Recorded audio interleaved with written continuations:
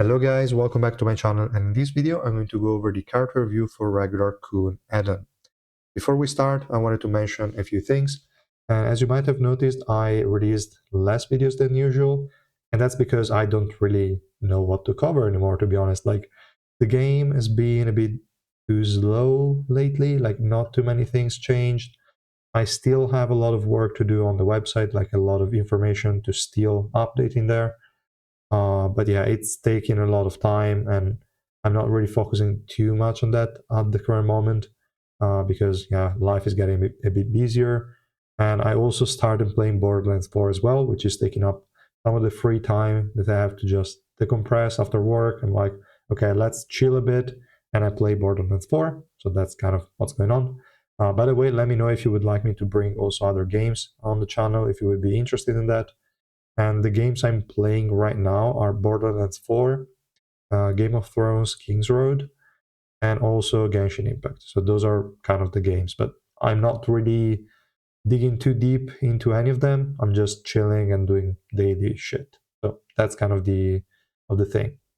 And yeah, back to the first point. So the fact that I don't really know what to cover. If you have any requests, any ideas, anything that is not clear to you that you would like me to expand upon with a video, let me know in the comments, and I will do my best to cover those topics.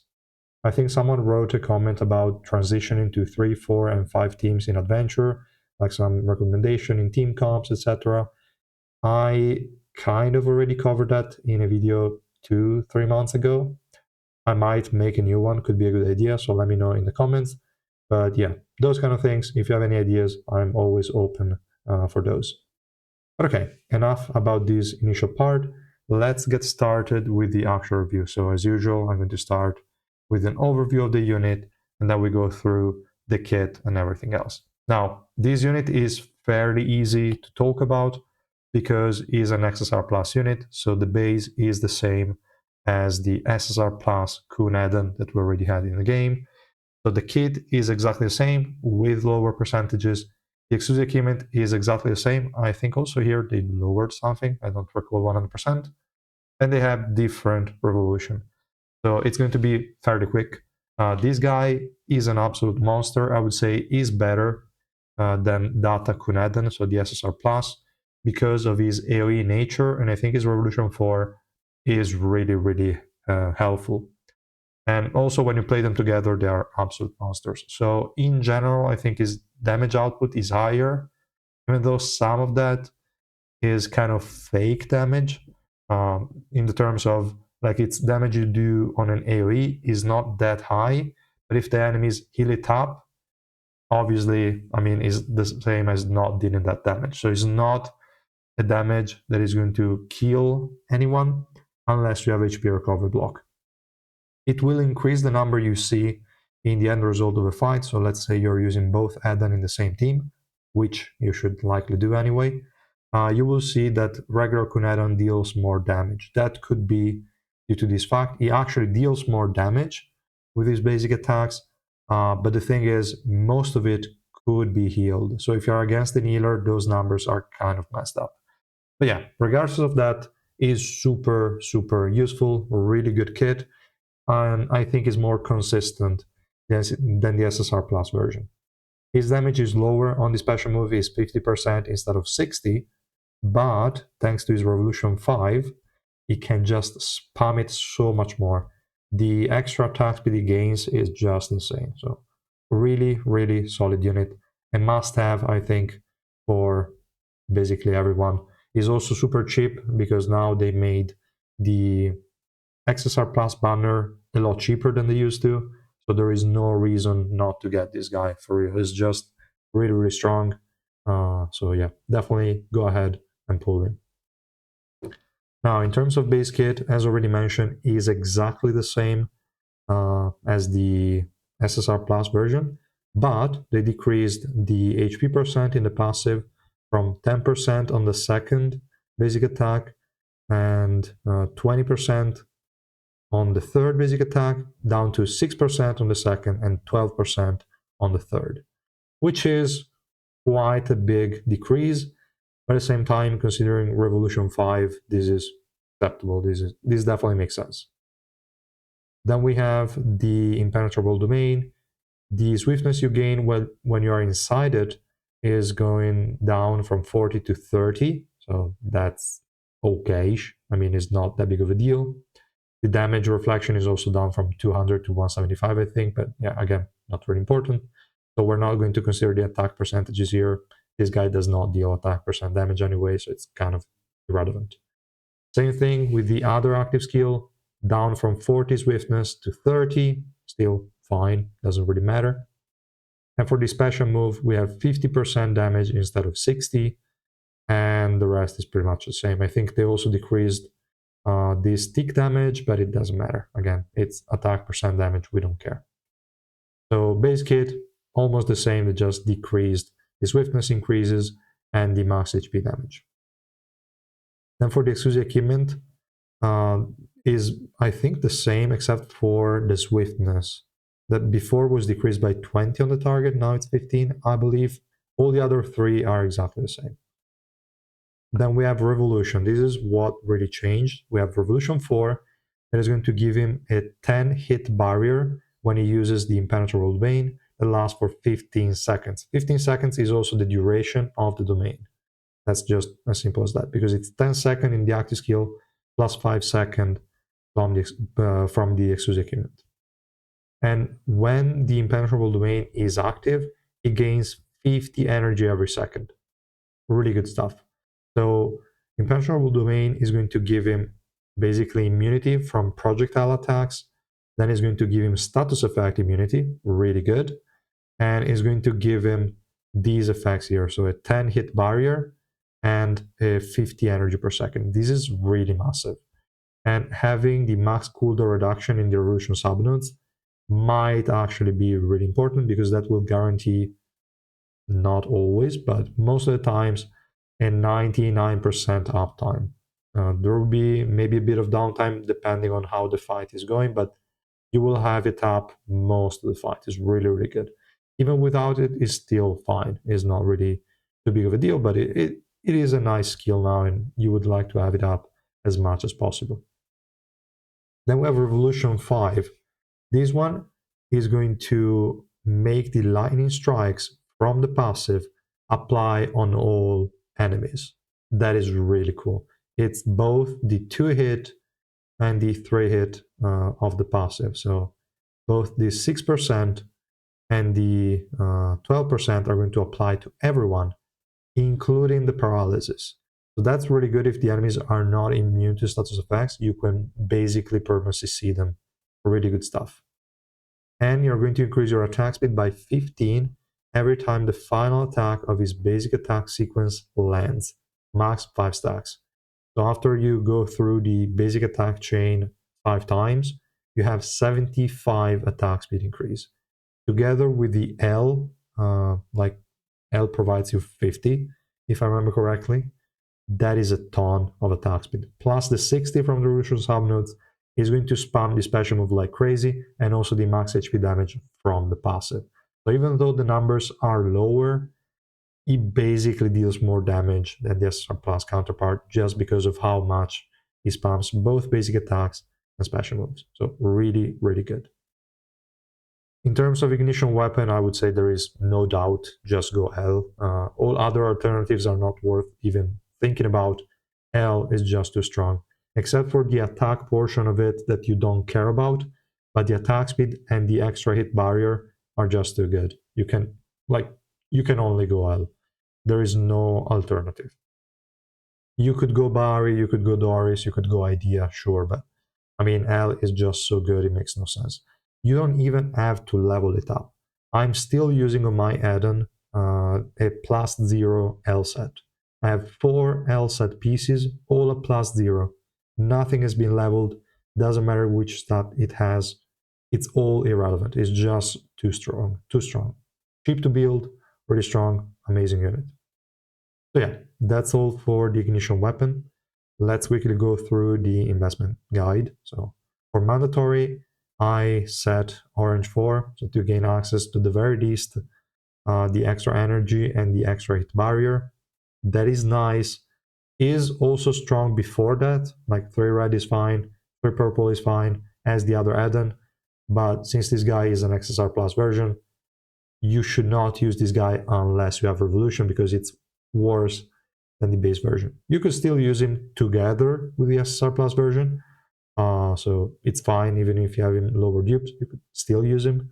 But yeah, it's recommended to have at the very least Orange 4 or better Rainbow 5. So definitely go ahead and summon for this guy. In terms of exclusive equipment, you obviously want plus 30 so that you get access to the extra time for the domain. Rapport level 6 so that you land your hits, fine. The gear slot 4 at plus 4, that is just for extra resistances. You don't need it if your deficit is high. If your deficit is low, it comes in handy, so why not? But it's not needed, really.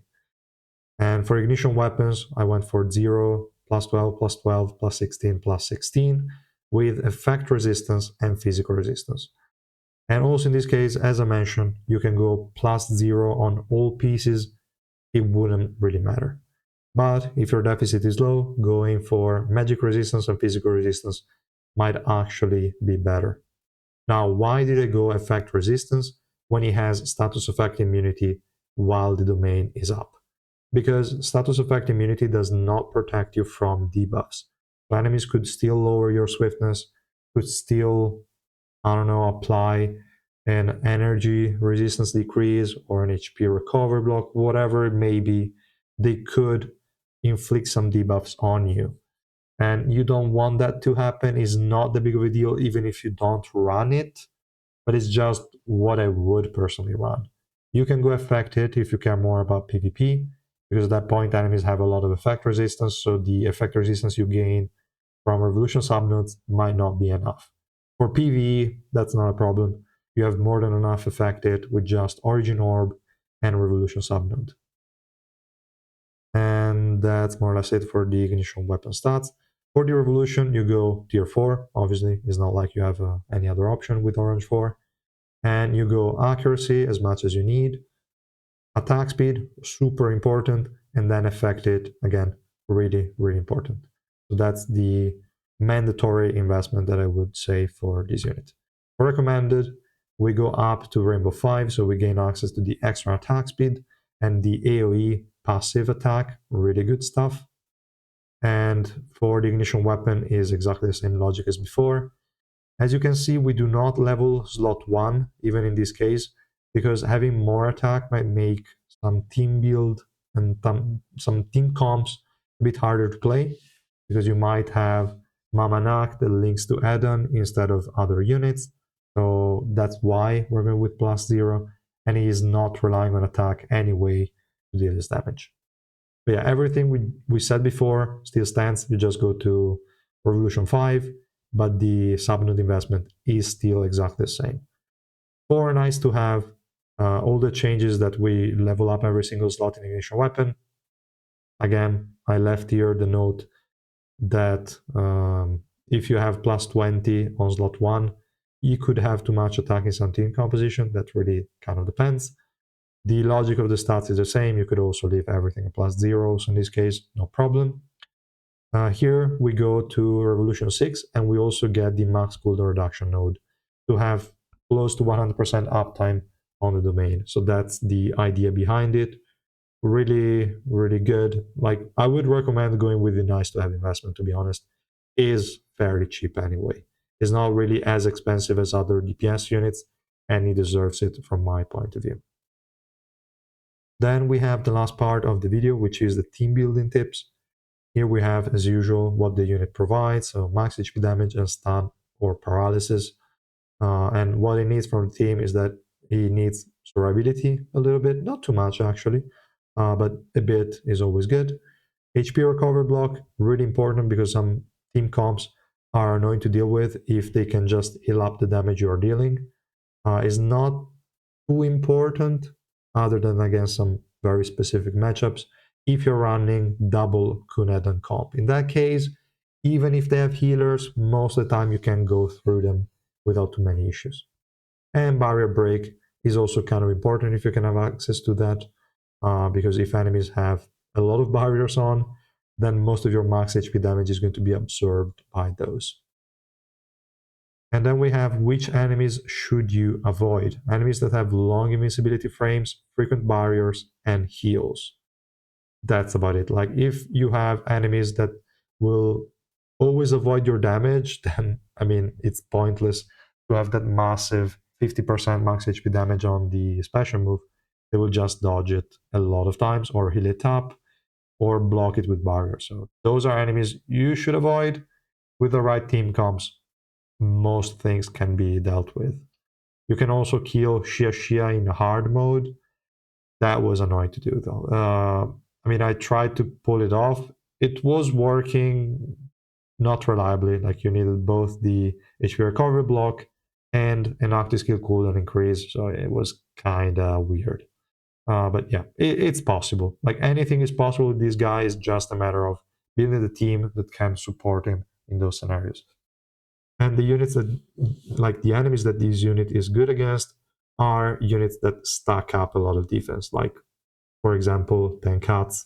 The guy has a lot of defense, and all the max HP damage dealing units don't care about that. So that's it. Now, in terms of unit synergies, we have the usual Iwayon and Anak team composition. So just those three units. Because Hiwa, the more units you have, the more you risk that she's wasting the passive stacks on those irrelevant units. And she will then have no stacks when it matters, and your team will just like explode.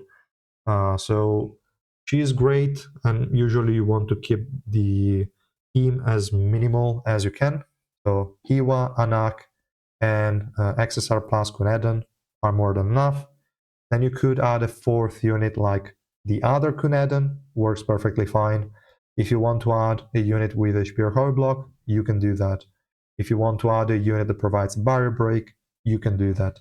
Try not to add too many units if Hiwa is your survivability unit. So yeah, Anak again can be used with Hiwa, can be used with Edahn. You can use her with the new SSR plus Khun.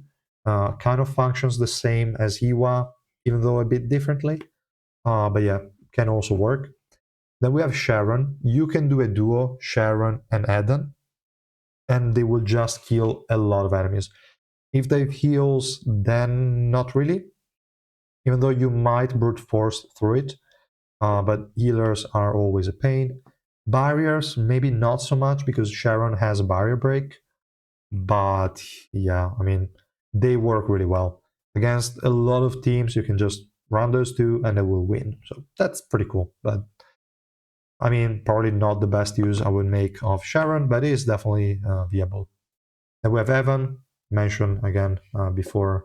With Anak, you can use him just to provide this durability, and that's it. And we have Khun Edahn.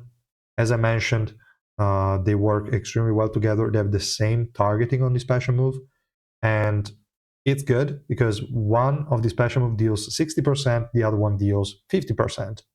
So you can kind of take a unit from full HP to zero in very little time. So they're really great at bursting. If they use the special move at the same time, that could basically be an insta kill. It's really fun to watch, and they work great together. So to me, if you have both and you don't have issues like deploying one of them because like you're short on DPSs and you need to spread them in multiple teams, I would definitely recommend playing them together. They're just too good. Then I added Arya. She's a sort of a tech option for the active skill cooldown increase. I used her against Shia in hard mode to make Khun Edahn kill Shia. I just wanted to mention her as a potential unit you can think about. She's a frontline unit. She provides this kind of utility and she still deals a lot of damage. So why not? I mean, potentially decent option. But she's not really synergistic, I'd say, with Khun Edahn. She's more like she can help Khun Edahn deal with Shia kind of thing. Then we have some basic teams here as usual recommendations. We have the monocolor team. I just went for Evan, Bam, Irang as the frontline units. We have all ranged units in this team comp, so the enemies will come to you, but your Irang should be able to keep them grouped up and away from your team. So that's still, I would say, sustainable enough. Evan will also improve the durability of the team thanks to BAM providing energy to him. And if you can have someone here in the front line with a Runda, then that would help even more. If you could have maybe a Towa instead of Irang, or a Towa with Runda instead of BAM, that might be even better. Kind of depends. But yeah, definitely there are some tweaks that you can do. I just want a team that is made of units that you can get at the moment. And in the back, we have Khun Edahn and Khun Edahn.